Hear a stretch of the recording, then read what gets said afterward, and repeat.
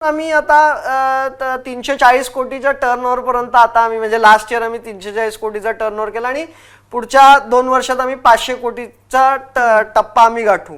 मग हे सगळं करताना एक कॉन्फिडन्स झाला की आता आपण भारतभर आपण करू शकतो. मग त्याच्यामध्ये कसं आलं की एक्सपोर्ट्स देखील आम्ही चालू केले.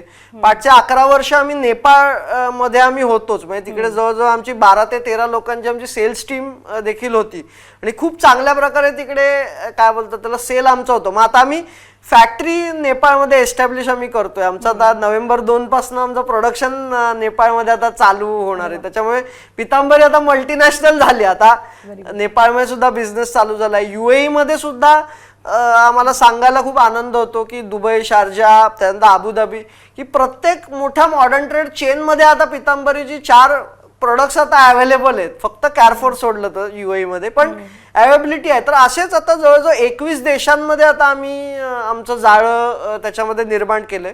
आणि मग लक्षात आलं की फक्त क्लिनिंग प्रोडक्ट्स किंवा होमच्या बिझनेसनीच ते एवढं मोठं होणार नाही, आपल्याला अजून डायव्हर्सिफाईड पोर्टफोलिओ आपला पाहिजे.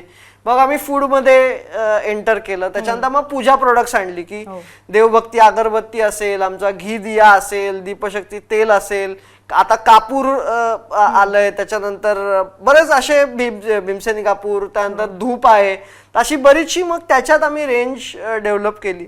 हेल्थकेअरमध्ये आम्ही काही प्रोडक्ट्स आणली. हेल्थकेअरमध्ये आयुर्वेदाला बेस पकडून, कारण काय पितांबरी ही एक काय बोलतात ट्रेडिशन्स ना धरून चालणारी कंपनी आहे. त्यामुळे आम्ही ठरवलं की आयुर्वेदिक प्रोडक्ट आपण आणली पाहिजेत आम्ही. आणि जगातनं पहिल्यांदाच आम्ही गोमूत्राची कॅप्सूल आम्ही तयार केली, कुठच्याच कंपनीची नाहीये, ऐकलं पण नाही. आणि त्याचं हो, आणि आता क्लिनिक एक स्मॉल क्लिनिकल ट्रायल पण झाला त्याचा. आणि ती खूप चांगल्या प्रकारे कोलेस्ट्रॉल कमी करतं. म्हणजे अशी कुठचीच ॲलोपॅथीमध्ये पण गोळी नाही कॅप्सूल ठेवायला हरकत नाही की कोलेस्ट्रॉल नॅचरली कमी करतं. म्हणजे साईड इफेक्ट गोमूत्राचे ह्याचे काहीच नाहीयेत.